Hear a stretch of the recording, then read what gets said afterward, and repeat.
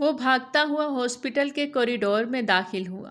چاروں اور نگاہ دوڑا کر اس نے افضل کو ڈھونڈنا چاہا جو اسے کہیں بھی دکھائی نہ دی۔ اب کی بار وہ بھاگتا ہوا ڈاکٹر ندا کے کیبن کی جانب بڑھا۔ سر کہاں جا رہے ہیں؟ آپ رک جائیں، اندر پیشنٹ ہے۔ باہر بیٹھی نرس نے اسے روکنا چاہا لیکن باسط خان کو کون روک سکتا تھا؟ بنا رکے وہ دروازہ کھولتا اندر داخل ہوا جہاں ایک طرف بیڈ پر افضل لیٹی تھی اور ڈاکٹر اس کا معائنہ کر رہی تھی۔ اچانک سے باسط کو اندر آتا دیکھ وہ دونوں ہی بری طرح ہڑبڑائیں۔ افضل اپنی شرٹ نیچے کرتے ہوئے اٹھ بیٹھی۔ اسے یقین نہیں آیا کہ باسط اسے ڈھونڈتا ہوا یہاں تک پہنچ جائے گا۔ وہ تو بہت احتیاط سے یہاں پہنچی تھی کہ اس کے گھر والوں کو بھی خبر نہیں ہوئی۔ پھر یہ کیسے پہنچ گیا؟ اس وقت اس کی آنکھوں میں انتہا کا غصہ تھا۔ سرخ آنکھوں کو دیکھتے ہوئے بمشکل سانس اندر کی جانب کھینچا۔ آپ یہاں اندر کیسے آ گئے مسٹر؟ یہ لیڈیز پلیس ہے، پلیز باہر جائیں۔ ڈاکٹر ندا اپنے کرخت لہجے میں کہتی باسط کو باہر جانے کا اشارہ کر گئی، جبکہ وہ دانت پر دانت جمائے افضل کی جانب بڑھا اور اسے سختی سے بازو سے تھامے ہوئے بستر سے نیچے اتارا کہ وہ بری طرح بوکھلاتے ہوئے اپنا ہاتھ چھڑاتے پیچھے ہٹنے لگی۔ لیکن باسط نے اتنی سختی سے اس کی کلائی کو دبوچے اپنی جانب کھینچا کہ وہ سیدھا اس کے سینے سے ہی آن ٹکرائے۔ ذرا سی بھی مذمت کی تو یہیں زندہ زمین میں گاڑ کر جاؤں گا۔ باسط خان اس کے قریب ہوتے اس کے کان میں سرگوشی کرتے ہوئے بولا۔ افضل خان بری طرح لرزی تھی اور اب کی بار اس نے کوئی مزاحمت نہیں کی۔ باسط خان کے ضدی انداز سے وہ اچھے سے واقف تھی۔ وہ انتہا کا سرپھرا اور گسیلا خان تھا۔ پورے خاندان میں اس کے جیسا کوئی نہیں تھا اور افضل کی قسمت میں یہی خان لکھا ہوا تھا اور افضل اس کی قسمت میں لکھی گئی تھی۔ وہ اسے غصے سے باہر لاتا گاڑی کی پیسنجر سیٹ پہ پٹک گیا اور خود ڈرائیونگ سیٹ پہ آ کے بیٹھا، اس کی کلائی دبوچ گیا۔ خان چھوڑے مجھے آپ کے ساتھ کہیں نہیں جانا۔ وہ دوبارہ گاڑی سے اترنے کے لیے پر تول رہی تھی۔ باسط خان نے مزید سختی سے اس کی کلائی کو ایک ہاتھ سے دبوچا اور دوسرے ہاتھ سے ڈرائیونگ سٹارٹ کی۔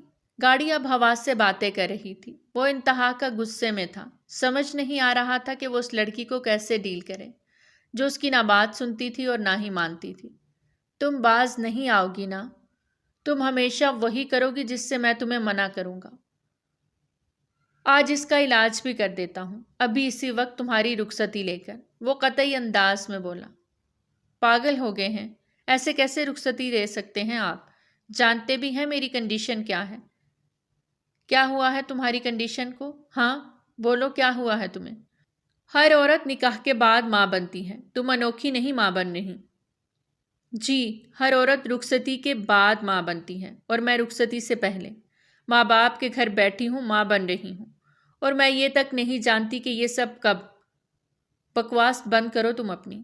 اس کی بات کاٹتے ہوئے باسط خان انتہائی اونچی آواز میں دھاڑا کہ وہ سہم کر دروازے کے ساتھ جا کر لگی۔ تم ہوش میں نہیں تھی لیکن میں ہوش میں تھا۔ 1000 دفعہ کہہ چکا ہوں کہ یہ بچہ میرا ہے لیکن تمہیں یقین نہیں ہے۔ چلو آج تمہیں میں یقین دلاؤں گا بہت اچھے سے۔ اپنی بات کرتے ہوئے وہ گاڑی کی سپیڈ مزید تیز کر گیا۔ گالوں پر آئے آنسو کو صاف کرتے ہوئے افضل نے ایک شکوہ کے نہ نگاہ اس پر ڈالی اور پھر سر جھٹک دیا۔ اسفند خان کہاں جا رہے ہیں آپ؟ ہیر نے اسے غصے سے باہر جاتے ہوئے دیکھا تو پکار اٹھی۔ کتنی دفعہ کہا ہے کہ میرے پیچھے سے آواز مت لگایا کرو، لیکن تمہیں میری ایک بار کی کہی بات سمجھ میں نہیں آتی۔ اسفند آپ اتنے غصے میں کہاں جا رہے ہیں؟ مجھے بتائیں۔ وہ اس کی کلائی تھام گئی۔ کہیں بھی جاؤں؟ تم ہوتی کون ہو مجھ سے پوچھنے والی؟ اب کی بار زور سے اپنا ہاتھ جھٹکا۔ اب دوبارہ آواز مت دینا مجھے، غصے سے کہتا وہ دروازے کی جانب بڑھا۔ آپ ایسے نہیں جا سکتے اتنے غصے میں، آپ کو کہیں نہیں جانے دوں گی میں۔ وہ دروازے کے آگے کھڑی دونوں باہیں پھیلائے اس کا راستہ روک گئی۔ باز آ جاؤ ہیر، اور میرے راستے میں بار بار مت آؤ، میرا دماغ گھوما تو میں 1 منٹ لگاؤں گا تمہیں۔ وہ شدید غصے میں اپنی بات کو ادھوری چھوڑ گیا۔ آپ مجھے ڈرائیں گے؟ مجھے ہیر خان کو؟ میں آپ سے ڈرتی نہیں ہوں، بیوی ہوں آپ کی، پورا حق رکھتی ہوں آپ پر، نہیں جانے دوں گی آپ کو ایسے غصے میں کہیں بھی۔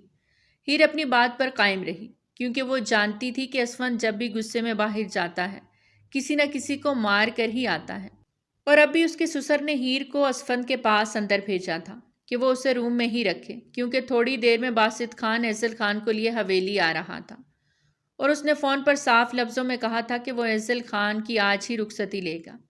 ایسے میں باسط اور اسفند آمنے سامنے ہوتے تو اچھی خاصی لڑائی شروع ہو جانی تھی۔ دونوں ہی ایک دوسرے کے جانی دشمن تھے اور ایزل کی رخصتی اسفند کی وجہ سے اب تک رکی ہوئی تھی، کیونکہ وہ بہن کو رخصت نہیں کرنا چاہتا تھا بلکہ باسط سے طلاق دلوانا چاہتا تھا۔ لیکن دونوں کا رشتہ کس نہج پہ پہنچ گیا تھا یہ بات گھر والے نہیں جانتے تھے۔ ضائع ہو جاؤ گی میرے ہاتھوں سے، ہٹو آگے سے۔ اسفند کو اس کے خاص آدمی نے اطلاع دی تھی کہ باسط خان ایزل خان کے ساتھ ہے اور دونوں کا رخ اس وقت خان حویلی کی جانب تھا۔ اس کے آنے سے پہلے گن نکالتے ہوئے لوٹ کی اور اسے اپنی جیب میں اڑستے باہر جانے لگا کہ ہیر نے اس کا راستہ روک لیا۔ ہیر اس کے دبنگ لہجے پر اندر ہی اندر سہم تو رہی تھی، لیکن کسی صورت اسے باہر جانے نہیں دے سکتی تھی، اسی لیے دروازے کو لاک لگا کر چابی اس نے اپنی شرٹ میں رکھ لی۔ بولا نا نہیں جانے دوں گی تو مطلب نہیں جانے دوں گی۔ وہ اس کے گلے میں باہیں ڈالے بولتی اسے اپنی جانب کھینچ گئی۔ مر جاؤ گی مجھ سے دور ہٹو۔ اسے جبڑے سے دبوچے ہوئے پرے جھٹکا تو وہ بمشکل سنبھلتے اس کے پاس واپس آئے۔ اسفند دروازے کا لاک کھول رہا تھا، لیکن دروازے کو لاکڈ دیکھ وہ دانت پہ دانت جمائے پلٹ کر ہیر کو دیکھنے لگا۔ کیز مجھے دو، سخت قہر بھرے لہجے میں بولا۔ لے سکتے ہو تو لے لو۔ اس نے اپنی آنکھوں کے اشارے سے چابی کی جگہ بتائی تو غصے اور اشتعال سے اپنی آنکھیں میچ کے کھولتا ایک ہی جست میں اس کی جانب بڑھا اور اس کی دونوں بازو اس کی کمر پہ مروڑتے ہوئے لگائیں کہ وہ درد سے بلبلا اٹھی۔ ایک ہاتھ سے اس کی دونوں کلائیوں کو جکڑے وہ چابی نکال گیا۔ ہیر نے حیرت سے اسے دیکھا، جس کے چہرے پر کوئی محبت بھرا تاثر نہیں ابھرا تھا، پر حرکتیں اس کی اشاکوں والی ہی تھیں۔ آئندہ میرے کاموں میں خلل مت ڈالنا ہیر خان، ورنہ چمڑی ادھیڑ دوں گا۔ وہ اسے ایک جھٹکے سے چھوڑتا ہوا دروازے کی جانب بڑھا اور لاک کھولنے لگا کہ اگلے ہی پل ہیر نے بیٹھ کے دراز کی سائڈ پہ پڑا واس اٹھاتے اس کے سر پہ نشانہ لیا۔ واس لگنے سے وہ ذرا سا لڑکھڑایا اور پلٹ کے ہیر کو غصے سے دیکھا۔ اس سے پہلے کہ وہ آگے بڑھتا اس کی آنکھوں کے آگے اندھیرا چھا گیا۔ اس نے وار ہی ایسی جگہ پہ کیا تھا کہ وہ بے ہوش ہوتے نیچے گرا۔ ہیر نے فوراً آگے بڑھتے ہوئے اس کا سر فرش سے ٹکرانے سے پہلے ہی اپنی گود میں رکھ لیا تھا۔ آئی ایم سوری اسفند، یہ ضروری تھا۔ میں جانتی ہوں جب آپ ہوش میں آئیں گے تو مجھ سے بہت برا پیش آئیں گے، شاید ہاتھ بھی اٹھائیں۔ لیکن ہیر کے ہوتے اسفند کو کوئی کچھ کہے یا اسفند خان خون سے اپنے ہاتھ رنگے، یہ ہیر خان کو منظور نہیں۔ وہ اپنے آنسو ضبط کرتے دل ہی دل میں بولی۔ گاڑی خان حویلی کے اندر داخل ہوئی تو وہ ایزل خان کا ہاتھ تھامے غصے سے حویلی کے اندر بڑھا، جہاں سکندر خان اور ببر خان ان کا چھوٹا بھائی اسی کا انتظار کر رہے تھے۔ باسط خان کو ایزل خان کے ساتھ اندر آتا دیکھ کر ان کے دماغ کی تنابیں بری طرح ہلی، لیکن خود پر ضبط کیے وہ خاموش کھڑے رہے، کیونکہ ان کی بیٹی سامنے کھڑے شخص کے نکاح میں تھی۔ وہ چاہ کر بھی اسے کچھ نہیں کہہ سکتے تھے۔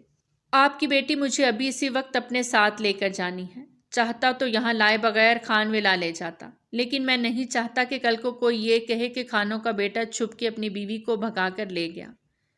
یہاں لا کر ڈنکے کی چوٹ پر لے کر جا رہا ہوں۔ باسط خان کے الفاظ سنتے ہوئے سکندر خان اور ببر خان نے اپنی مٹھیاں سختی سے بھینچی۔ ہم تمہیں اس چیز کی اجازت نہیں دیں گے باسط خان، کیونکہ تم اچھے سے جانتے ہو بہت جلد تمہارا اور ایزل خان کا رشتہ ختم ہو جائے گا۔ کسی کی جرأت ہے کہ وہ ہمارا رشتہ ختم کر سکے؟ وہ اتنی اونچی آواز میں دھاڑا کے پاس کھڑی ایزل کو بھی اپنی سماعت بند ہوتی محسوس ہوئی۔ بیوی ہے یہ میری، نکاح میں ہے میرے، جرأت نہیں ہے کسی کی کہ مجھ سے ہاتھ بھی چھڑوا کر دکھائے۔ نکاح کا رشتہ ختم کرنا تو بہت دور کی بات ہے۔ وہ غصے سے دھاڑ رہا تھا اور خان حویلی کے در و دیوار کانپے جا رہے تھے۔ اب تم حد سے بڑھ رہے ہو باسط خان، اس کا ہاتھ چھوڑو اور جاؤ یہاں سے۔ سکندر خان نے اسے آگے بڑھتے ہوئے کہا۔ نانا سسر جی نہ، یہ غلطی بھول کے بھی مت کیجیے گا، ورنہ آپ باسط خان کا وہ روپ دیکھیں گے جو آپ نے خواب میں بھی نہیں سوچا ہوگا۔ باسط خان، ببر خان نے گن نکالی تو مقابل باسط خان نے بھی گن نکالی۔ نہیں ببر خان، گن نیچے کرو، کوئی خون خرابہ نہیں چاہیے مجھے۔ سکندر خان نے اپنے چھوٹے بھائی کا گن والا ہاتھ نیچے کیا۔ سر پھرا خان ہوں، میرے سے پنگا مت لیجیے گا۔ باسط خان بھی اپنی گن واپس رکھتے ایزل کا ہاتھ سختی سے تھامے دروازے کی جانب بڑھا۔ خان، روکا کیوں نہیں؟ وہ ہماری بچی کو لے کر جا رہا ہے، تبسم خانم نے روتے ہوئے آگے بڑھتے شوہر سے کہا، لیکن انہوں نے سب کو روک دیا۔ اس وقت خاموش رہنا ہی انہیں مناسب لگا۔ چھوڑے مجھے، آپ کہاں لے کر جا رہے ہیں؟ میں آپ کے ساتھ کہیں نہیں جاؤں گی، میں صاف کہہ رہی ہوں آپ سے۔ باہر آتے ہی گاڑی میں بیٹھنے کی بجائے وہ اپنا ہاتھ چھڑانے کی غرض سے اس کی گلائی پر دانتوں سے کاٹ گئی۔ باسط نے بھی دانت پہ دانت جمائے، اس کا دیا درد برداشت کیا۔ ہو گیا ارمان پورا۔ اسے پیچھے ہٹتے دیکھ وہ اسے گاڑی کے ساتھ پن کرتے قریب ہوا۔ اب جب بدلہ لوں گا تو اپنی بار بھی برداشت کرنا، وہ اسے کہتے گاڑی میں پٹک گیا۔ بہت پچھتائیں گے آپ، وہ ہذیانی انداز میں چلائے۔ چہرہ ڈھانپ لیں اپنا، ورنہ میرے عتاب سہن نہیں کر پائیں گی آپ۔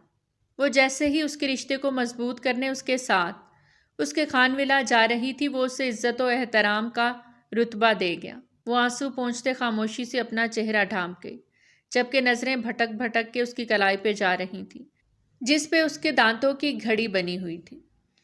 وہ اسے لیے جیسے ہی خانولا میں داخل ہوا، سبھی وہاں موجود کھڑے اسی کے انتظار میں تھے۔ وہیں رک جاؤ باسط خان، اس لڑکی کو لے کر تم خانولا کی دہلیز پار نہیں کر سکتے۔ جہاں سے اس کو لے کر آئے ہو اس کو وہیں چھوڑا، عالم خان نے غصے سے کہا، جس پر باسط خان کے چہرے کو مسکان نے چھوا۔ وہ دشمنوں کی حویلی میں جا کر اپنی بیوی کو لا سکتا تھا، تو یہ تو سامنے اس کے اپنے گھر والے کھڑے تھے، کیا ان سے مقابلہ نہیں کر سکتا تھا؟ بابا جان، یہ افضل خان ہے، میری بیوی، کوئی لڑکی کہہ کر مخاطب نہ کریں، اور یہ میرے ساتھ اسی گھر میں رہے گی۔ آپ میں سے کوئی بھی افضل خان کو یہاں سے نہیں نکال سکتا۔ وہ ایک ایک لفظ پہ زور دیتے ہوئے بولا۔ میں نکالوں گا اس کو یہاں سے، قاتل ہے اس کا باپ میرے بیٹے کا، اور میں اس کی بیٹی کو اپنی بہو بنا کر اس گھر میں رکھوں، کبھی نہیں چھوڑوں گا اس کو۔ جہاں سے لے کر آئے ہو اسے وہیں واپس چھوڑاؤ باسط خان، اور ختم کرو یہ کہانی اور قصہ۔ نہ ہی یہ قصہ ختم ہوگا اور نہ ہی یہ کہانی۔ بابا جان، ایزل یہاں رہتی ہے، اگر ختم ہی کرنا ہے تو یہاں گولی چلائیں، سب ختم ہو جائے گا۔ وہ اپنے دل کے مقام کی طرف اشارہ کرتا اونچی آواز میں للکارا۔ ایزل کی آنکھیں بھیگتی جا رہی تھیں، وہ واقعی اپنی محبت کا حق ادا کر رہا تھا، جبکہ ایزل بیک آف کر گئی تھی۔ آج تم نے ثابت کر دیا تمہارے اندر خانوں کا خون نہیں، وہ ایک لڑکی کے واسطے تم اپنے باپ کے منہ کو آ رہا ہے۔ عالم خان نفرت بھرے لہجے میں بولے، خانوں کا خون ہوں تو اپنی بیوی کو چھوڑ نہیں رہا، اپنے نکاح کی عورت کو چھوڑ نہیں رہا۔ بے غیرت ہوتا تو آپ کی بات مان جاتا بابا جان، وہ بھی ان کا ہی بیٹا تھا، دو بدو جواب دینا جانتا تھا۔ ایزل کا ہاتھ اب بھی اسی کے ہاتھ کی مضبوط گرفت میں تھا۔ وہ اسے لیے سیڑھیوں کی جانب بڑھا کہ اس کے ماموں نے ایزل پر گن تانی۔ باسط خان فوراً ان کے پاؤں کے پاس ایک فائر کر گیا۔ ایک پل کو سبھی سہم گئے۔ بھول کے بھی پیٹھ پیچھے وار مت کیجیے گا، ورنہ وہاں ماروں گا جہاں پانی بھی نہیں ملے گا۔ وہ غصے سے پھنکارتا ایزل کو لیے سیڑھیاں چڑھ گیا۔ تمہاری جرت کیسے ہوئی ہمارے بیٹے پر گن تاننے کی؟ عالم خان غصے سے پاگل ہوئے۔ خان لالا، ہم نے اس لڑکی پر گن تانی تھی، پر باسط خان کو نہ جانے کیسے پتا چل گیا۔ ارشد خان دانت کچکچاتے ہوئے جھنجھلائے۔ بیٹا ہے وہ میرا، عالم خان کا، کوئی عام بندہ نہیں جسے تم گن دکھائے گا اور وہ تم کو چھوڑ دے گا۔ شکر مناؤ اس نے گولی تمہارے سینے پر نہیں چلایا۔ عالم خان گردن اکڑا کر کہتے اپنے کمرے کی جانب بڑھ گئے۔ وہ جانتے تھے باسط خان کتنا ضدی انسان تھا، اور وہ اسے ضد سے نہیں توڑ سکتے تھے، اس کے لیے انہیں کچھ اور ہی سوچنا تھا۔ اسے جیسے ہی ہوش آیا اس نے خود کو رسیوں سے جکڑے پایا، ماتھے پر بل ڈالے اس نے آنکھیں کھولی۔ سامنے ہی وہ بیٹھی دکھائی دی۔ اسفند نے اٹھنا چاہا لیکن اس کے ہاتھ ہیر نے کس کے بیک گراؤنڈ کے ساتھ باندھے تھے، اور اس سب میں وہ کتنا ہانپ گئی تھی یہ وہی جانتی تھی۔ ہاتھ کھولو ہیر، ورنہ آج تمہاری جان میرے ہاتھوں ضائع ہو جائے گی۔ وہ غصے سے دانت چباتے پھنکارا۔ ہرگز نہیں، آپ کو کھولا تو آپ نے شیر کی طرح مجھے چیر پھاڑ کر کچا چبا جانا ہے۔ ہیر، اگر اپنی سلامتی چاہتی ہو تو چپ چاپ یہ کھول دو، ورنہ میں نے خود کو آزاد کروا لیا تو تمہیں باندھ کے ایسی سزا دوں گا کہ تمہاری چیخیں پورے کمرے میں نہیں پوری حویلی میں گونجیں گی۔ وہ سرد لہجے میں وارن کر رہا تھا۔ ہیر دل ہی دل میں بری طرح گھبرا گئی، لیکن چہرے سے کچھ بھی ظاہر نہیں ہونے دیا۔ بظاہر مضبوط بنی بیٹھی وہ گہرا سانس بھر گئی۔ مجھے ڈر نہیں لگتا آپ سے۔ وہ مزے سے صوفے پر لیٹ گئی، جبکہ اسفند پیچو تاب کھاتا رہ گیا۔ ایک بار یہ رسیاں کھل جائیں۔ حوریہ خان، آج تم پکا گئی۔ وہ اسے آخری دفعہ وارن کرنا نہ بھولا، جبکہ وہ منہ سر لپیٹے سونے کی کوشش کرنے لگی، اور کچھ ہی دیر میں نیند میں گم ہو گئی۔ اس کی نیند بہت گہری ہوتی تھی۔ ایک بار سو جاتی تو پھر ڈھول باجے بجا دو وہ جاگتی نہ تھی۔ تھوڑی ہی دیر میں وہ نیند کی وادیوں میں کھو گئی، جبکہ دوسری طرف بالآخر اسفند کی رسیاں کھل ہی گئی تھیں جو ہیر نے پوری طاقت اور وقت لگاتے باندھی تھی۔ اسفند ایک ایک قدم اٹھاتا اس کی جانب بڑھا۔ اسے نیند میں گم دیکھ اس کا پارا ہائی ہوا۔ وہ اس کی سزا سوچ چکا تھا۔ باتھ روم میں جاتا، باتھ ٹب کو ٹھنڈے پانی سے بھرتا، وہ باہر آیا۔ بہت ہی آرام سے ہیر کو اپنی باہوں میں اٹھائے وہ باتھ روم کا رخ کیے، اسے سیدھا باتھ ٹب میں پھینک گیا۔ ہیر بری طرح بوکھلا کر آنکھیں کھول گئی۔ اس نے گہرے سانس بھرتے پانی سے باہر آنا چاہا، لیکن اسفند نے اس کا چہرہ پانی میں ڈبو دیا۔ ہیر کو اپنا سانس بند ہوتا محسوس ہوا۔ اس نے ہاتھ پیر مارے۔ اگلے ہی پل اسفند نے اس کا چہرہ باہر نکالا تو وہ گہرے سانس بھرتی بمشکل آنکھیں کھولتی اسفند کو دیکھنے لگی۔ اس کے چہرے کا رنگ لٹھے کی مانند سفید ہوا تھا۔ کرنٹ کھاتی وہ پیچھے ہٹی، باتھ ٹب کے کنارے جا لگی۔ ٹھنڈے پانی میں مکمل بھیگے اس کا جسم بری طرح لرز رہا تھا، پر اس وقت پانی سے زیادہ سامنے کھڑے شخص کی آنکھوں کی حدت اسے خوف میں مبتلا کر رہی تھی۔ اسی کے دوپٹے سے اس کی دونوں کلائیوں کو سر کے پیچھے لے جاتے سختی سے باندھنے لگا۔ اسفند، یہ کیا کر رہے ہیں آپ؟ اس کی آواز بری طرح لڑکھڑا رہی تھی۔ اسفند یار خان، یہاں بات ٹب میں بہت ہی جارحانہ انداز میں اپنی اس چالاک بیوی کو میں آج اس کے اس عمل پر سزا دینے والا ہوں۔ اور پھر اپنی بات کہتے ہی وہ اس کی جانب بڑھا۔ ہیر سر نفی میں ہلاتی اس سے بری طرح ہراساں ہوئی۔ ان کی شادی کو 3 ماہ ہو چکے تھے۔ وہ اس کے چچا زبیر خان کی بیٹی تھی۔ ان کے ہاں چھوٹی عمر میں ہی شادی کر دی جاتی تھی۔ ہیر کا جوڑ گھر میں موجود تھا۔ 18 کا ہوتے ہی اس کی شادی 28 سالہ مضبوط، بہادر اور چٹان جیسی جسامت رکھنے والے خوبرو مرد اسفند یار خان سے کر دی گئی، جو ابھی شادی کرنا ہی نہیں چاہتا تھا۔ وہ کچھ عرصہ آزاد زندگی گزارنا چاہتا تھا۔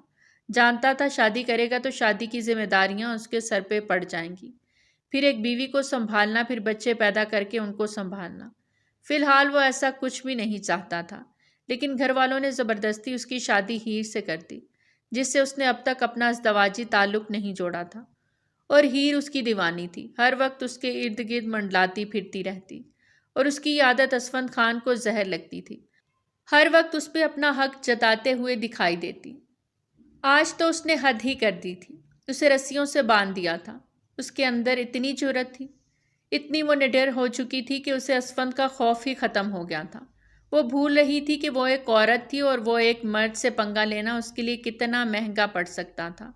اب اسفند یار خان اسے سمجھانے والا تھا کہ عورت عورت ہی ہوتی ہے۔ پلیز اسفند، نہیں۔ ہیر اسے قریب آتے دیکھ بری طرح چیخی تھی۔ وہ اس سے خوف کھا گئی تھی۔ اس کی غزالی آنکھوں میں انتہا کا ڈر اور خوف تھا۔ وہ پیچھے ہٹنے پر مجبور ہو گیا۔ یوں لگتا تھا ابھی اس کی سانس رک جائے گی۔ آئندہ میری راہ میں حائل ہوئی تو یاد رکھنا، جو کام آج ادھورا چھوڑ کر جا رہا ہوں، اگلی بار مکمل کر کے ہی دم لوں گا، اور اس دن تمہاری سسکیاں بھی مجھے روک نہیں پائیں گی۔ ذرا رحم نہیں کھاؤں گا، یاد رکھنا۔ وہ جھٹکے سے اس کی دونوں کلائیوں کو کھولتے ہوئے باتھ ٹب سے باہر نکال گیا۔ اس کے جاتے ہی ہیر نے یکدم گہرا سانس بھرا، اپنی سانسیں ہموار کی اور باتھ ٹب سے باہر نکلی۔ وہ بری طرح کانپ رہی تھی۔ اس کا سفید جوڑا اس کے جسم کے ساتھ چپکا ہوا تھا۔ وہ بری طرح لرزتے دروازے کو دیکھنے لگی۔ کیا باسط روم سے چلے گئے ہوں گے یا نہیں؟ وہ کافی دیر یوں ہی کھڑی رہی، دل ہی دل میں اس کے جانے کی تسلی کرتے ہوئے وہ باتھ روم کا دروازہ کھولتے باہر آئے، لیکن اپنے سامنے ہی اسفند کو ڈریسنگ مرر کے آگے کھڑے اپنے بال سکھاتے دیکھ ہیر انہی قدموں پہ واپس پلٹی۔ واپس باہر آؤ ہیر۔ اسفند اسے دیکھ چکا تھا۔ وہ مکمل پانی سے بھیگی ہوئی تھی۔ اس کی پکار پہ وہ تھم سی گئی، لیکن اس کی جانب نہ دیکھا۔ وہ کبرڈ سے اس کا ڈریس لیتا، اسے تھماتے ڈریسنگ روم میں لے جاتے، کھڑا کرتے خود باہر نکل آیا۔ پانی سے نچڑتے کپڑوں کو اپنے تن سے الگ کرتے وہ ڈریس اپ ہوتی باہر آئی اور چھپ کے اسفند کو دیکھنا چاہا، جو مزے سے بستر پر برجمان موبائل اٹھائے کسی کو کال ملا رہا تھا۔ اب رات کے 2 بجے وہ اٹھ کے کہاں جاتا یا کس کی خبر گیری کرتا؟ اب صبح ہی اسے پتہ چلنا تھا۔ باسط خان اس کی بہن کو لے گیا تھا۔ ہیر کے گلے میں گلٹی ابھر کر معدوم ہوئی۔ نہ جانے تب کیا سزا دیتا۔ وہیں کھڑی ورد کرتی رہو گی یا بستر پہ بھی آؤ گی؟ اسے مسلسل وہیں کھڑا دیکھ وہ تن سے بولا۔ میں وہاں صوفے پر، اس نے ہکلاتے ہوئے کہا۔ بالکل نہیں، آج سے تم یہاں میرے ساتھ میرے بستر پر سو گی۔ جب حق جتاتی ہو بیویوں والے تو حق ادا بھی کرو۔ چلو شاباش، یہاں آؤ۔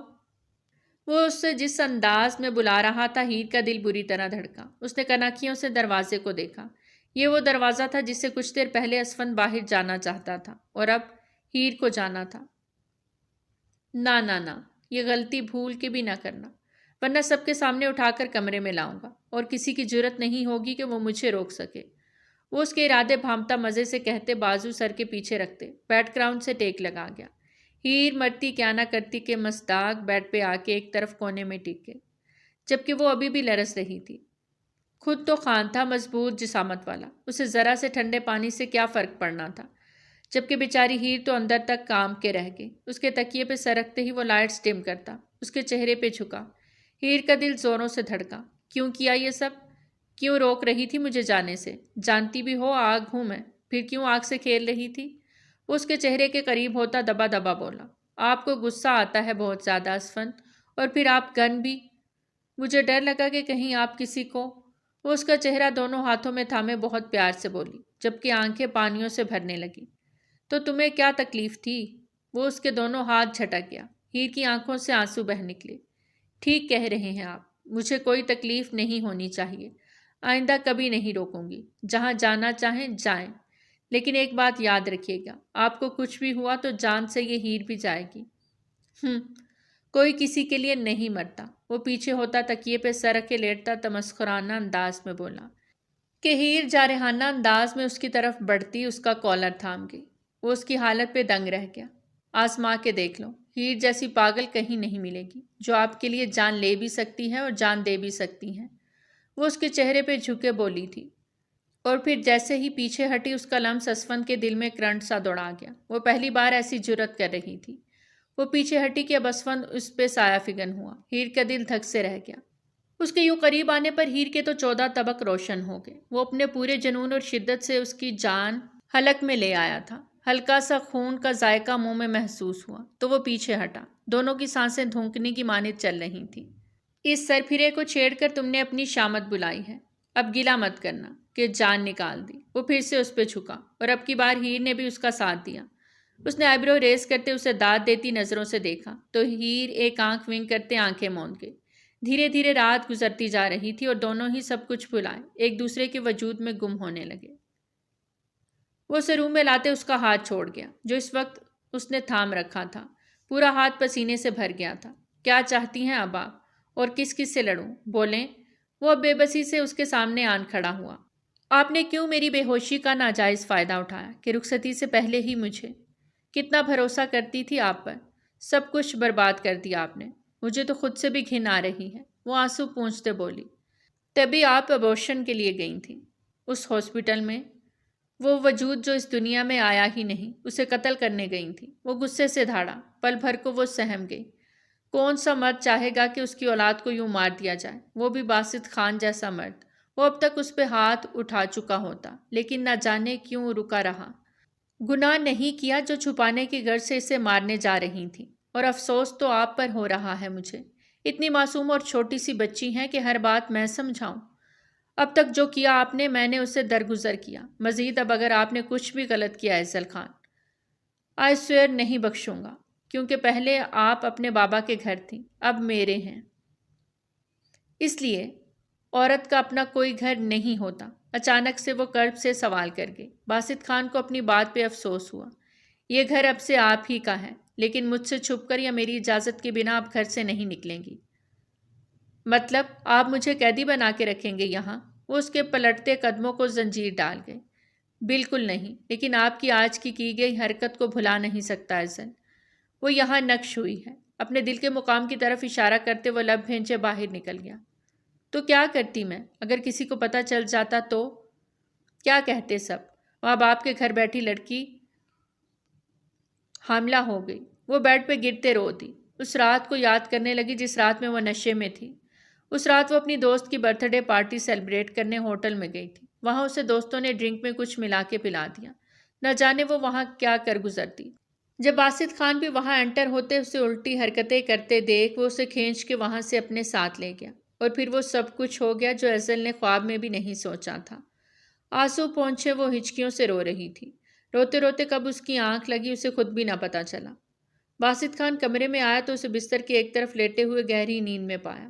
دھیرے سے اس کے پاس آتے اس کو بستر پر ٹھیک سے لٹاتے اس پر کمفرٹر ڈالا۔ اس کے گالوں پہ آنسوؤں کے میٹھے میٹھے نشان اب بھی تھے۔ اس کے گالوں پہ لب رکھتے وہ گہرا سانس بھر گیا۔ آئی ایم سوری جان، یہ سب ضروری تھا۔ وقت آنے پہ میں سب کچھ ٹھیک کر دوں گا، یہ وعدہ ہے میرا۔ اب کی بار اس کے ماتھے پر بوسہ دیتے وہ اٹھ کر باتھ روم کی جانب بڑھ گیا۔ اس کی آنکھ موبائل پر مسلسل آتی کال سے کھلی تھی۔ تھوڑی دیر ہی ہوئی تھی اسے سوئے ہوئے۔ ساری رات خود بھی جاگتا رہا اور ہیر کو بھی جگائے رکھا۔ بیزاری سے آنکھیں کھولتے ہاتھ بڑھا کر موبائل اٹھایا، کیونکہ ہیر اس کے سینے پہ سر رکھے سو رہی تھی۔ ہاں بولو، صبح صبح کیا مصیبت آن پڑی ہے، کال کر رہے ہو؟ کیسر خان سے کہتا آنکھیں ملنے لگا۔ خان جی، بات ضروری نہ ہوتی تو کبھی کال نہ کرتا۔ آپ کی بہن اس وقت باسط خان کے ساتھ ہیں۔ رات کو ہی وہ حویلی سے آپ کی بہن کو سب کے سامنے لے گیا تھا اور کسی نے روکنے کی بھی کوشش نہیں کی۔ کیسر خان کی بات سنتے ہوئے اسفند خان طیش میں آیا۔ کیا بکواس کر رہے ہو؟ ایسا ناممکن ہے۔ وہ اس کو کیسے لے کر جا سکتا ہے؟ ایک دم سے ہی ہیر کا سر تکیے پہ رکھتے ہوئے وہ غصے سے کھڑا ہوا۔ اس کی دھاڑ پہ ہیر کی آنکھیں بھی دھیرے دھیرے واہ ہوئیں۔ یہ سچ ہے خان جی، آپ بے شک اپنے گھر والوں سے پتہ کریں۔ شاید آپ کو اس بارے میں علم نہیں، لیکن جو میں کہہ رہا ہوں سچ ہے۔ اگر جھوٹ ہوا تو آپ کی تلوار اور میرا سر۔ اس نے جلدی سے بات مکمل کرتے کال بند کر دی۔ اسفند کا غصے کے مارے برا حال ہو رہا تھا۔ وہ باتھ روم کی جانب بڑھتا شاور لینے لگا تو ہیر بھی بمشکل آنکھیں کھولتے اٹھ گئی۔ نہ جانے رات کو باہر کیا ہوا ہوگا۔ وہ کچھ نہیں جانتی تھی، کیونکہ نہ وہ خود کمرے سے باہر نکلی تھی، نہ اسفند کو باہر جانے دیا۔ اب باہر جا کے رہی سب بات پتہ چلنا تھی کہ رات کو کیا ہوا۔ اتنی دیر میں اسفند تیار ہوتا اس کے سامنے آیا۔ تو تم نے اپنی چال کھیلی، مجھے کمرے میں روکا اور میری بہن کو دشمنوں کے حوالے ہونے دیا۔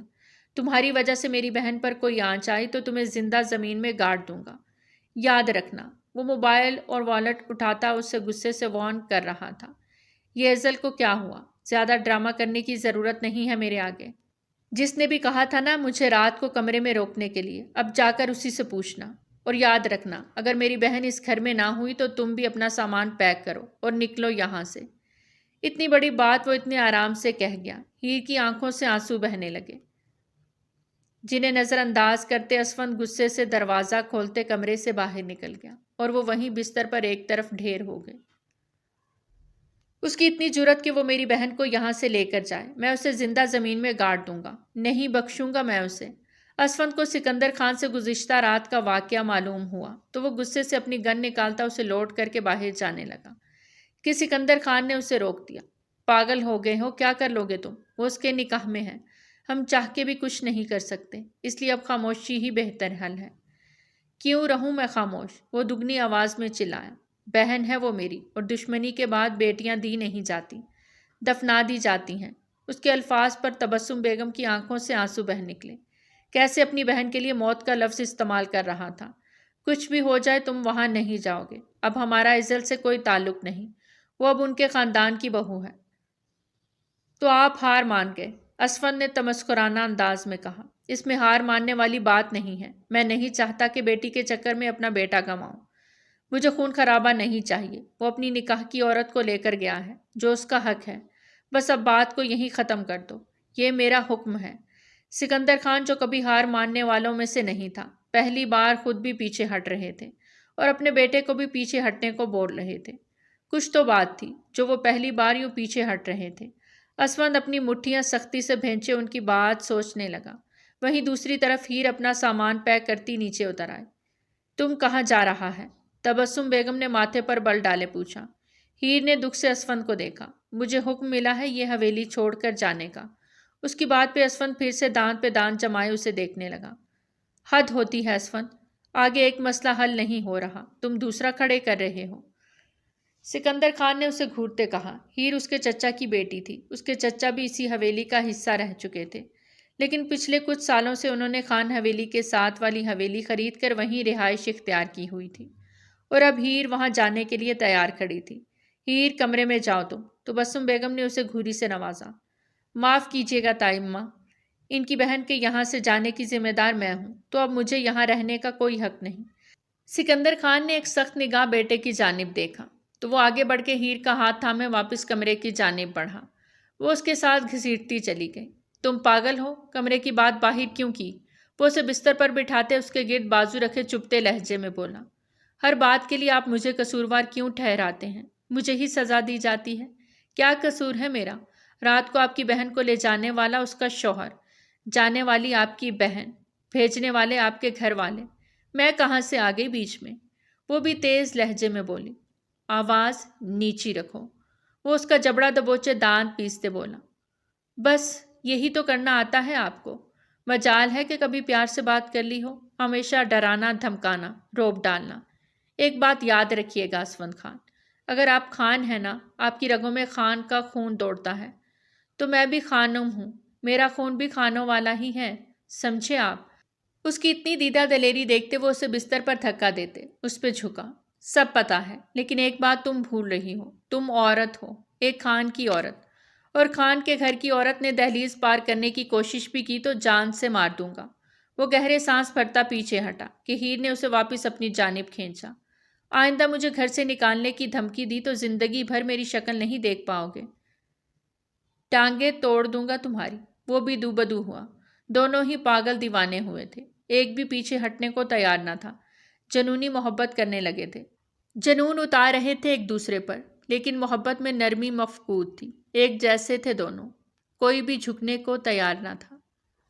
صبح اٹھی تو ایزل کے سر میں شدید درد ہو رہا تھا، اس نے کل دن سے کچھ نہیں کھایا تھا، آنکھ کھلی تو باسط روم میں کہیں نہیں تھا، وہ کمفرٹر پیچھے ہٹاتی باتھ روم کا رخ کر گئی۔ واپس آئی تو دروازے پر دستک ہوئی اور ملازمہ اسے ناشتے کے لیے بلانے آئی تھی۔ وہ بھی چپ چاپ سر پہ اچھے سے دوپٹہ اوڑھے اس کے ساتھ نیچے چلی آئی۔ سبھی گھر کے افراد ناشتے کی ٹیبل پر موجود تھے، لیکن باسط کہیں نہیں تھا۔ ایزل کی نظروں نے بے ساختہ اسے تلاشا، جو ایک دم سے اس کے ساتھ آن کھڑا ہوا۔ ایزل کو لگا وہ مکمل ہو گئی ہے، اس کے چہرے کو ایک مسکان نے چھوا، لیکن اگلے ہی لمحے وہ اپنا چہرہ موڑ گئی۔ اس کے لبوں کو چھوتی مسکان باسط کی زیرک نگاہوں سے چھپی نہ رہ سکی۔ وہ سب کو مشترکہ سلام کرتا اس سے لیے ایک طرف بیٹھا۔ سبھی نے خاموشی سے ناشتہ شروع کیا۔ باسط خود ایزل کو ناشتہ سرو کر رہا تھا اور وہاں بیٹھے اس کے ماموں یہ سب دیکھتے اندر ہی اندر پیچوتاب کھا رہے تھے۔ رن مرید، اس کے ماموں نے منہ بناتے زیر لب بڑبڑاتے کہا، میری بیوی ہے، آپ کو کیا مسئلہ ہے؟ وہ بھی باسط تھا، کہاں سنتا تھا وہ کسی کی۔ ہاں تو سب کے سامنے تم اسے کھانا پیش کر رہا ہے، کھلانے کا کسر رہتا ہے، وہ بھی نوالا بنا بنا کر ڈال دو۔ ارشد خان خفکی سے بولے، جو حکم ماموں جان۔ وہ بھی ڈھیٹوں کی طرح نوالا بنا کر ایزل کے منہ کی طرف لے گیا۔ اس نے گھبرا کے سب کی جانب دیکھا جو اسی کو دیکھ رہے تھے۔ باسط نے اسے منہ کھولنے کا اشارہ کیا تو وہ منہ کھول گئی۔ کوئی اور خواہش ہو تو بتا دیجیے گا، ہم بچوں کا فرض ہے کہ اپنے بڑوں کی ہر خواہش پوری کریں۔ وہ بہت مطمئن انداز میں بولتا وہاں موجود لوگوں کو مسکرانے پر مجبور کر گیا، یہاں تک کہ عالم خان کے چہرے کو بھی مسکان نے چھوا۔ انہیں اپنا یہ بیٹا دل و جان سے عزیز تھا۔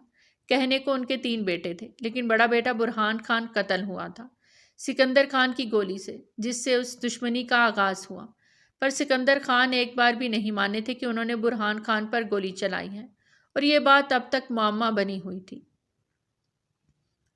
سچائی کوئی نہیں جانتا تھا، نہ کسی نے بات کی تہ تک جانے کی کوشش کی، بس رشتوں میں بگاڑ بنتا چلا گیا۔ دونوں طرف سے کبھی کبھار لڑائی جھگڑے مار کٹائی کے قصے چلنے لگے۔ سکندر خان اور عالم خان دونوں کزن تھے اور جگری دوست بھی، پر ان کی دوستی کو نظر لگ گئی اور سب کچھ بکھرتا چلا گیا۔ دوسرے نمبر پر باسط خان تھا، جس کا نکاح سکندر خان کی بیٹی سے ہوا تھا، جس کی رخصتی نہ ہونے دی جا رہی تھی، اور اب وہ بنا کسی کے اکیلے جا کے اپنی بیوی کو رخصت کروا کر لے آیا تھا۔ اور ان کا سب سے چھوٹا بیٹا سیان خان تھا، جو بروٹ ہوتا تھا اپنی پڑھائی کے سلسلے میں۔ تو دیکھا جائے تو ان کا سب کچھ اب باسط ہی تھا۔ ان کی بیوی کی ڈیتھ ہو گئی تھی اور گھر میں صرف بیوی کا ایک بھائی تھا، ارشد خان، جو ان کے ساتھ ساتھ ان کا سایہ بن کے رہتا۔ ان کی بیوی رودابہ خان اور بیٹی وشما بھی ان کے ساتھ ہی رہتی تھی۔ تم ان کا بیٹی کو لے آئے، تمہیں کیا لگتا ہے کہ وہ چپ کر جائے گا؟ وہ بدلہ لے گا۔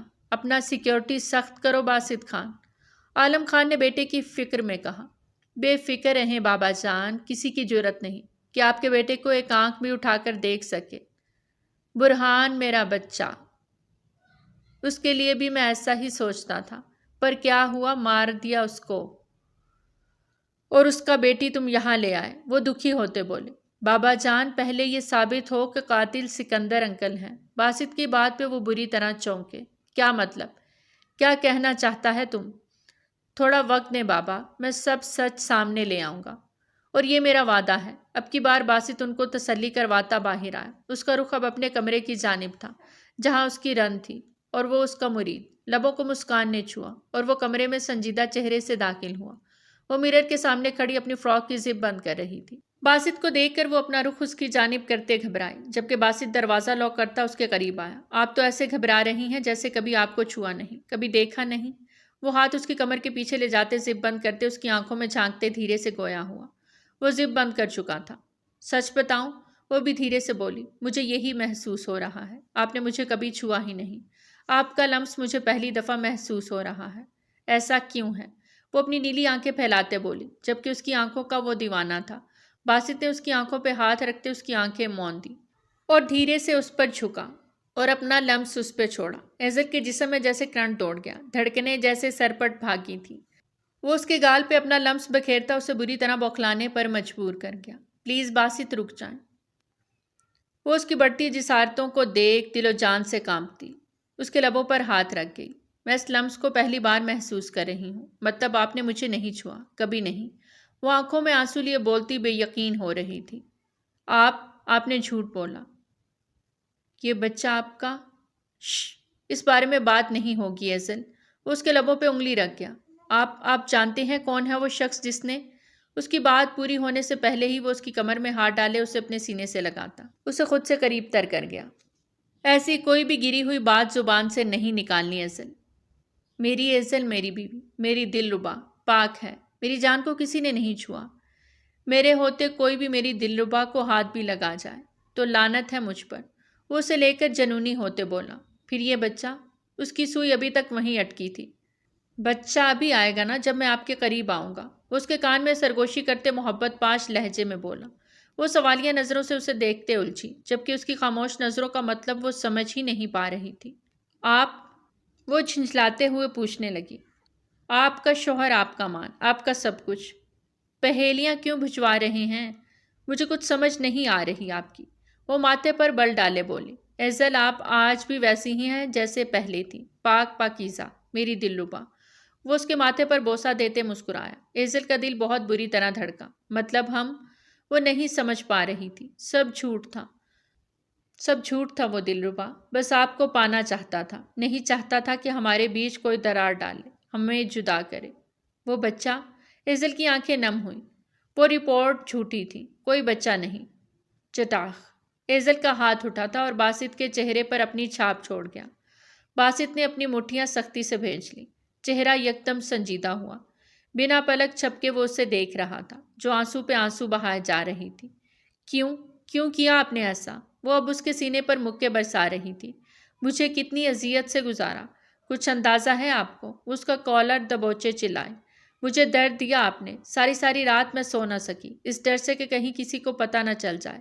کتنی بار میں نے خود کو مارنے کا سوچا، صرف آپ کے اس جھوٹ کی وجہ سے۔ میری زندگی کا سکون چھن گیا۔ کیوں کیا آپ نے ایسا؟ وہ اس کے سینے پہ مکے مارتے مارتے تھک گئی تھی۔ اس دن ہاسپٹل میں مجھے پتہ نہ چل جائے، اس لیے آپ وہاں پہنچ گئے تھے نا؟ وہ ڈاکٹر کہہ رہی تھی کہ ہمیں کچھ دکھائی نہیں دے رہا، اور میں پاگلوں کی طرح بولے جا رہی تھی، میرا بچہ ہے میرے پیٹ میں، اچھے سے چیک کریں۔ لیکن کچھ بھی تو نہ تھا سوائے اذیت کے۔ آپ نے مجھے زندہ درگور کر کے رکھ دیا باسط خان۔ میں آپ کو کبھی معاف نہیں کروں گی، کبھی نہیں۔ وہ روتے بلکتے اس کے سینے سے لگتی روئے جا رہی تھی۔ باسط نے اس کو رونے دیا۔ جانتا تھا جو سچ بعد میں کھلتا ایزل کو زیادہ تکلیف ہوتی۔ بہتر تھا اکیلے میں اپنے روم میں ہی اسے اعتماد میں لے کر سب سچ بتا دیتا، پر وہ اتنا ریئیکٹ کرے گی یہ اسے اندازہ نہ تھا۔ ایزل! اس کے سینے سے لگے آنکھیں موند گئی۔ باسط نے گھبرا کر اسے پکارا۔ وہ ادکھلی دکھی نظروں سے اسے دیکھنے لگی، جیسے بہت بڑی جنگ ہار آئی۔ اس کی یہ حالت دیکھتے باسط کے دل میں ٹیس سی اٹھی اور کھینچ کر اسے اپنے سینے میں بھیجا۔ سوری دلربا، معاف کر دو، لیکن یہ ضروری تھا، ورنہ بہت کچھ غلط ہو جاتا۔ وہ اس کے کان میں سرگوشی کر رہا تھا۔ غلط تو ہو گیا ہے باسط خان، آپ میرے دل سے اتر گئے ہیں، وہ نم لہجے میں بولی۔ جی لوں گا، اس طرح بھی، پر اپنی دلربا کی آنکھوں میں آنسو نہیں دیکھ سکتا۔ چاہے تو مار مار کے میرا چہرہ لال کر دو، جان لے لو میری، لیکن خود کو اذیت نہیں پہنچاؤ۔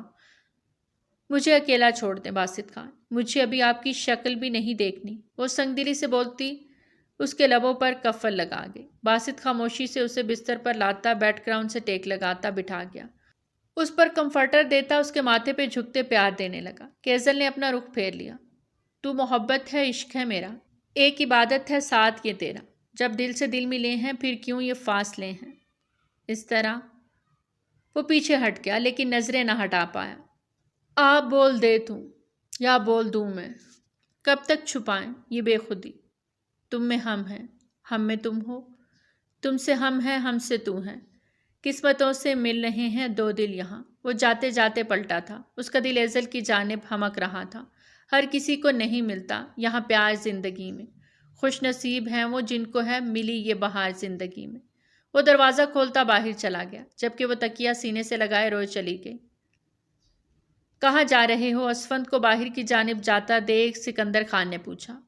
ضروری کام ہے، وہ ناراضگی سے بولا۔ اسفند مجھ سے کچھ مت چھپانا، سچ سچ بتاؤ کہاں جا رہے ہو؟ وہ اس کے مقابل آتے پوچھنے لگے۔ میری جاسوسی کیوں کرواتے رہتے ہیں ہر وقت؟ کبھی جاسوسی کرواتے ہیں، کبھی میری بیوی کو مہرہ بنا لیتے ہیں، آخر کیا چاہتے ہیں مجھ سے؟ وہ تھوڑا بد لحاظی سے بولا۔ سیدھی طرح بتاؤ کہاں جا رہے ہو؟ وہ ابھی بھی اپنی بات پر قائم اس سے پوچھ رہے تھے۔ باسط نے بلوایا ہے مجھے، وہیں جا رہا ہوں، دانت کچکچاتے کہا۔ تم نہیں جاؤ گے؟ وہ جھٹ سے فیصلہ سنا گیا۔ آپ کو لگتا ہے میں رک جاؤں گا؟ وہ آئیبرو ریز کرتے بولا۔ رکنا پڑے گا، میرا حکم ہے یہ۔ وہ دھاڑے، تبسم خانم اور ہیر بھی شور سن کے باہر آ گئیں۔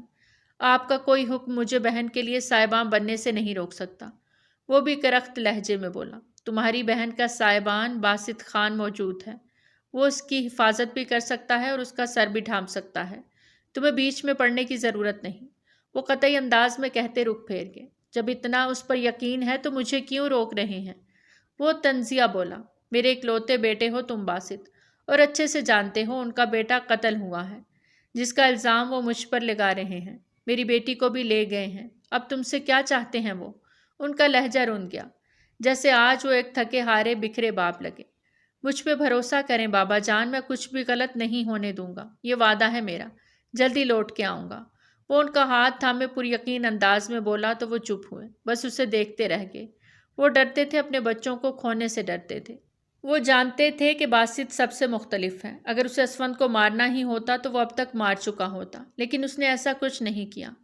اس کا مطلب یہ تھا کہ وہ اسفند کی جان نہیں لے گا، پر آج وہ اسفند کو ملنے بلا رہا تھا تو اس کے پیچھے کیا وجہ تھی؟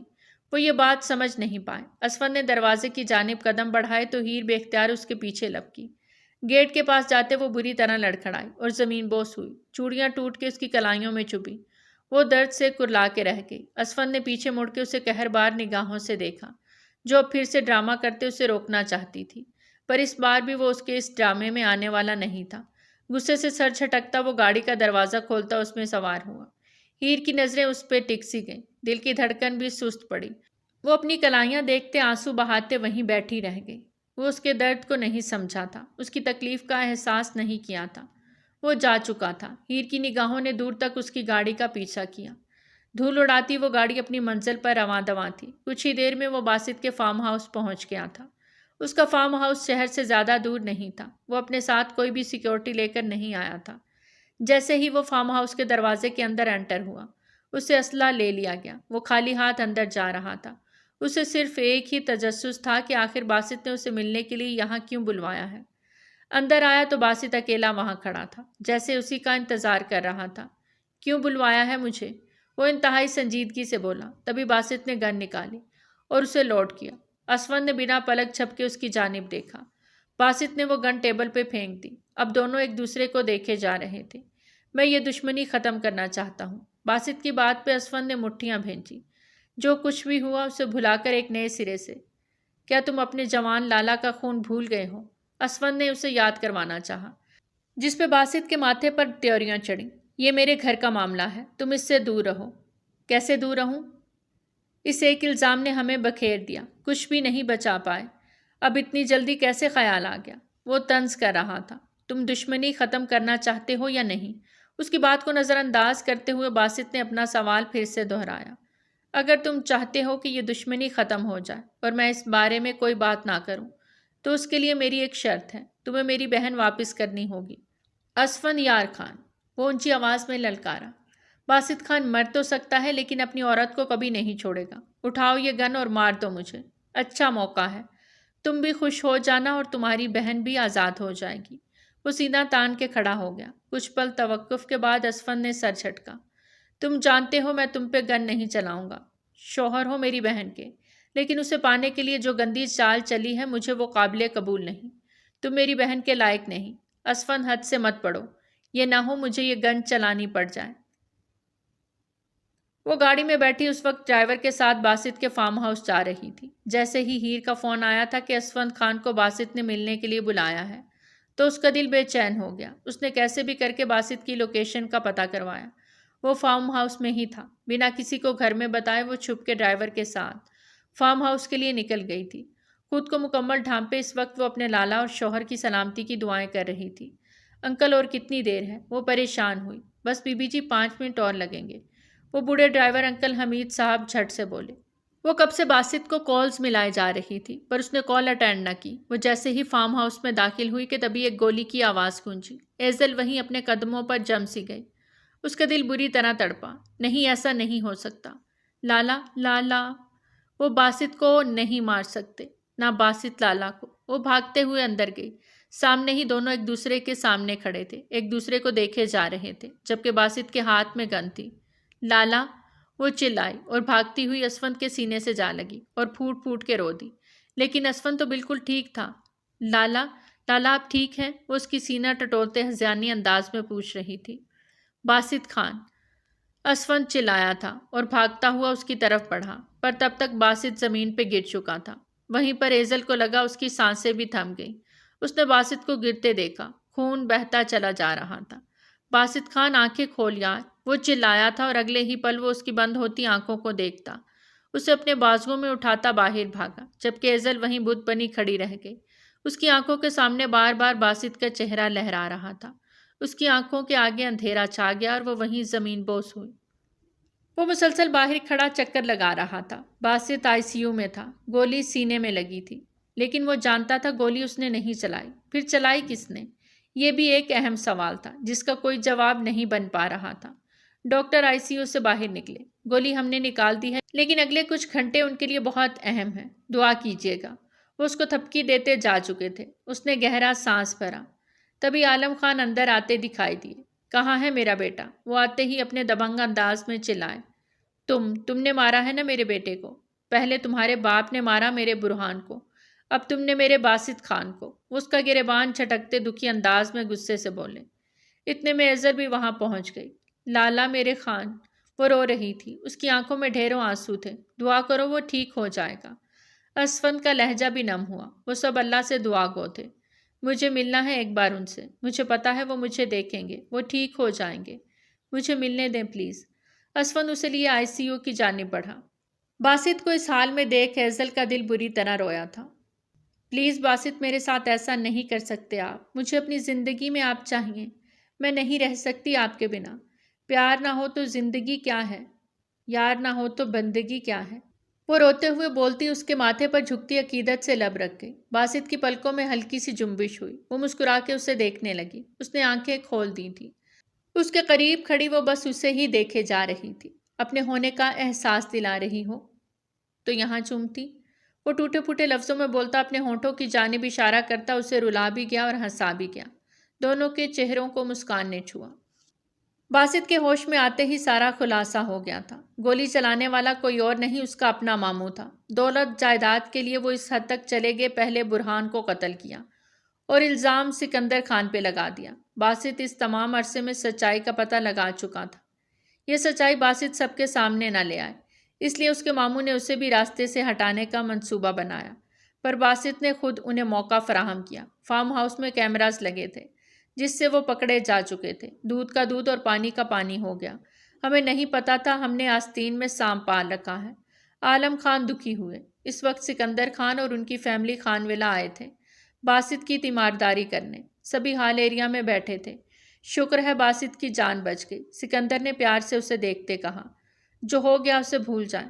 بابا جان چاہتا تو خود ہی انہیں کڑی سے کڑی سزا دیتا، پر وہ قانون کے مجرم ہیں، قانون ہی ان کا فیصلہ کرے گا۔ باسط کسی حد تک اب بہتر ہو چکا تھا۔ شکر ہے اللہ پاک کا کہ اس نے میرے بچے کو اپنی حفظ و امان میں رکھا۔ وہ اپنے بیٹے کا ماتھا چوم گئے۔ باسط نے دور کھڑی ایزل کو دیکھتے آئی برو ریز کی۔ وہ اب بھی رو رہی تھی۔ اگر باسط کو کچھ ہو جاتا، گولی دل کے مقام پر لگ جاتی، تو وہ کیا کرتی؟ رات کے پرتکلف کھانے کے بعد خان حویلی کے افراد واپس جا چکے تھے۔ دوستی ایک بار پھر سے پروان چڑھنے لگی تھی۔ وہ بیٹھ کر ان سے ٹیک لگا کے بیٹھا تو ایزل بھی اس کے پاس آتے، اس کے سینے کو چومتی، اس پہ سر رکھے پاس ہی بیٹھتی، آنکھیں موند کے۔ کیا ہوا؟ شوہر پر کچھ زیادہ ہی پیار آ رہا ہے۔ وہ اس کے گرد حصار بناتے بولا، آپ کو اتنا بڑا رسک نہیں لینا چاہیے تھا۔ یہ سب کرتے ایک بار بھی میرے بارے میں نہیں سوچا۔ وہ روتی آنکھوں سے اسے دیکھنے لگی۔ دلربا، ان چند دنوں میں آپ اتنا رو چکی ہیں کہ اب مزید آپ نے آنسو بہائے تو میں واقعی آپ کو رونے کی وجہ دے دوں گا۔ وہ خفگی سے معنی خیز انداز میں بولا تو وہ شرما کے اس کے سینے پہ سر رکھ گئی۔ پہلے ٹھیک تو ہو جائیں، پھر مجھے رلا بھی لینا۔ وہ شرارت بھرے انداز میں بولتی پیچھے ہٹی کہ باسط اس پہ سایہ فگن ہوا۔ مجھے انڈر ایسٹیمیٹ مت کرنا دلربا، ورنہ سوچتی رہ جاؤ گی۔ اس خان میں اتنی طاقت کہاں سے آ گئی؟ میں سوچنا چاہتی ہوں۔ وہ اسے کالر سے تھامے اپنی جانب کھینچتے، آنکھیں مٹکاتے پوچھنے لگی، اور وہ اس کی خوشبو کو محسوس کرتے اپنے بے قرار دل کو سکون بخش گیا۔ باسط بھی اس کے اس عمل پر سب کچھ بھلاتا اس کے نزدیک ہوتا چلا گیا۔ پریگنینسی رپورٹ کا راز راز ہی رہ گیا، کیونکہ یہ باسط نے جھوٹی چال چلی تھی ایزل کو پانے کے لیے، جو اسفند بعد میں جان گیا تھا، ورنہ اس رپورٹ کے بارے میں صرف سکندر خان جانتے تھے، اور انہی کو بول کے وہ ایزل کو ان کے پاس سے لے گیا تھا۔ پر اب سب ٹھیک ہو گیا تھا۔ اسفند نے بھی اس راز کو راز ہی رہنے دیا۔ وہ کپڑے بدلتا بستر پر آیا تو ہیر کروٹ لی آنکھیں میچے سوئی ہوئی تھی، یا ظاہر کر رہی تھی وہ نہیں جانتا تھا، لیکن ان دنوں اس کی بے رخی دیکھتا وہ بہت اپسٹ ہوا۔ جھٹکے سے اس کی کمر میں ہاتھ ڈالتا اسے اپنے سینے سے لگا گیا۔ ہیر نے جھٹ سے آنکھیں کھولی۔ I need wild romance, my wild wife, وہ معنی خیزی سے کہتا اس کو دیکھنے لگا، تو ہیر نے بھی بدلے میں اس کی بات کا جواب دیا، ظالم لڑکی، دیکھو اب میں کیا کرتا ہوں۔ وہ اسے پیچھے تکیے پہ پٹکتے ہوئے بولا، اسفند آپ نے خود کہا تھا۔ وہ روحان سے ہوتے بھاگنے لگی کہ اسفند اسے واپس اپنی طرف کھینچ گیا، اس کے فرار کے راستے سارے بند کر گیا۔ ہیر نے بھی مزید کسی مزاحمت کے بنا اپنا آپ اسفند کو سونپ دیا، جس نے بہت پیار سے اسے سمیٹا اور کبھی بہت جنونیت دکھائی۔ وقت کے گزرتے دلوں سے غلط فہمیاں دور ہوتے، ہر منظر واضح ہو گیا تھا۔ تو پیارے